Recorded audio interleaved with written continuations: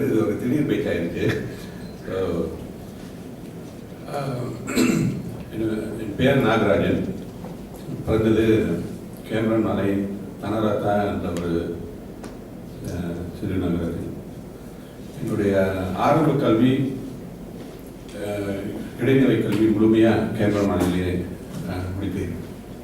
என்னுடைய ஆரம்ப கல்வி வந்து தனராத்தா தமிழ் பள்ளியில் முடித்தேன்.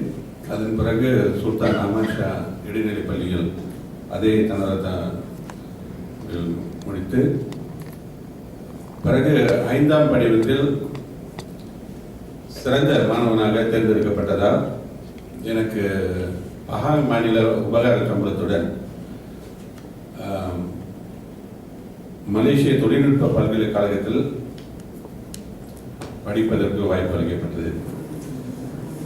அந்த படிப்புக்கு கூட பஹாங் மாநில அரசாங்கமே முழு உபகார சம்பளமும் வழங்கினார்கள். 1985 தொடங்கிய அந்த படிப்பு 1989 முடித்தேன். அதாவது 5 வருட படிப்பது. என் குடும்பத்தை பற்றி சொல்ல வேண்டும் என்றால், என் தகப்பனாரின் பெயர் ராமன், தாயாரின் பெயர் சரஸ்வதி. என்னுடைய தந்தை இந்தியாவில் இருந்து வந்தவர், என் தாய் இங்கு பிறந்து வந்தவர். இருவருமே அரசாங்க ஊழியர்கள். அதனால் கஷ்டப்பட்ட குடும்பம் அப்படின்னு சொல்ல முடியாது, ஒரு சராசரியான குடும்பம்.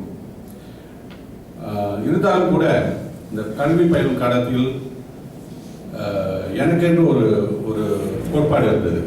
என்னவென்றால், என் தாய் தந்தையர்களுக்கு எந்த ஒரு கஷ்டமும் கொடுக்கக்கூடாது அப்படின்ட்டு. எப்படின்னா, இந்த பள்ளி விடுமுறை காலங்களில் கேமரமலையில் வந்து நிறைய தோட்டங்கள் இருக்குது, காய்கறி தோட்டங்கள், பூந்தோட்டங்கள். அந்த முழுமையாக இந்த பள்ளி விடுமுறையை அங்கே போய் வேலை செய்து வழக்கம். இப்போ அதில் கிடைக்கக்கூடிய ஊதியம் இதெல்லாம் சேமித்து கொண்டு எப்பொழுதும் என் தாயார் என்று கூட சொல்வார்கள், என்னுடைய உடன்பிறப்புகளிடம் என்னுடைய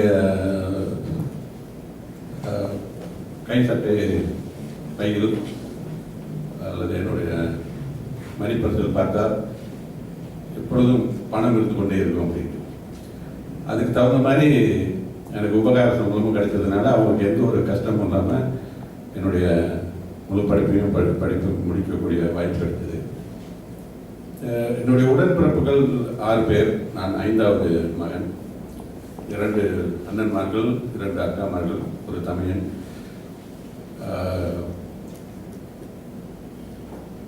பல்கலைக்கழக படிப்பு முடித்ததும் நான் ஒருவன் தான் என்னுடைய குடும்பத்தில்.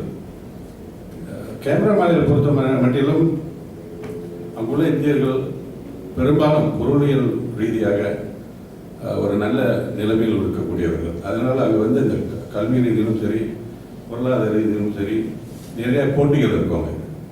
ஓகே, அதனால் இந்த எப்பயுமே இந்த போட்டி இருக்கிறதுனால அந்த ஆர்வம் தன்னாலே உருவாகிறது, ஆகக்கூடிய வாய்ப்பு நிறைய இருக்காங்க.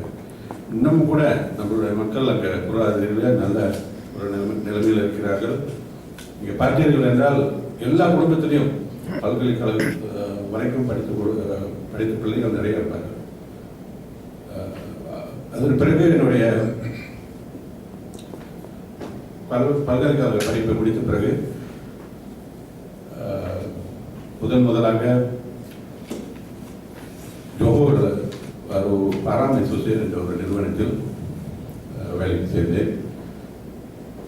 அதன் பிறகு 3 வருடத்துக்கு பிறகு இன்னொரு நிறுவனத்தில் சேர்ந்தேன், அதாவது ஜோன்ஸ் லைன் என்று. அந்த நிறுவனத்தில் ஒரு 5 வருடம். அதன் பிறகு பண்டார் ஸ்ரீ ஆலம் மாசாய் யுஎம் லைன் நிறுவனத்தில் மேனேஜராக ஒரு 6 வருடம் பணிபுரிந்தேன்.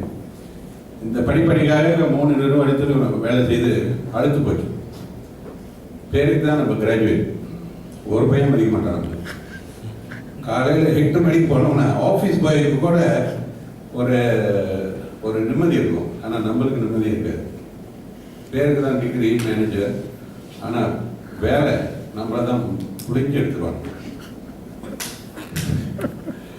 அப்போ இப்படி எல்லாம் போய்கிட்டு இருக்கும்போது எனக்குள்ளேயே ஒரு தீர்மானத்தை நான் எடுத்துக்கொண்டேன். அதாவது இனி வந்து யாருக்கிட்டையும் கை வெட்டி வேலை செய்யக்கூடாது அப்படின்ட்டு.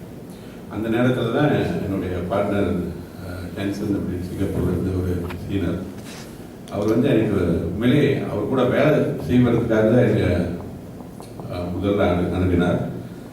பிறகு நான் அவரிடம் சொன்னேன், அதாவது நான் பார்ட்னராக வந்தால் எடுத்துக்கொள்ள முடிந்தால் நான் பார்ட்னராக ஓகே சேர்ந்து கொள்கிறேன், ஆனால் வேலை செய்யணும் முடியாது அப்படிங்கிறேன்.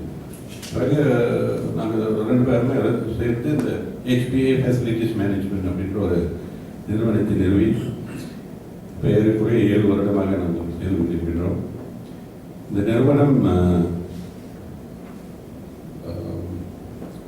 அப்பார்ட்மெண்ட் கொண்டோமினியம் இதெல்லாம் நிர்வகிக்கக்கூடிய ஒரு நிறுவனம். இப்போதைக்கு கூலாய், ஜோபாரு, பாசிகுடா இந்த மாதிரி இடத்துலலாம் நாங்கள் நிர்வகித்து கொண்டிருக்கோம்.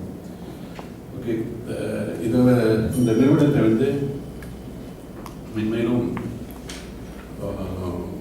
மலேசியா பூரா கொண்டு செல்வதற்கு ஒரு நோக்கத்தோடு இருக்கின்றோம். இந்த லட்சியத்தை நாங்கள் அடைவோம் என்று கூறி விடைபெறுகிறோம்.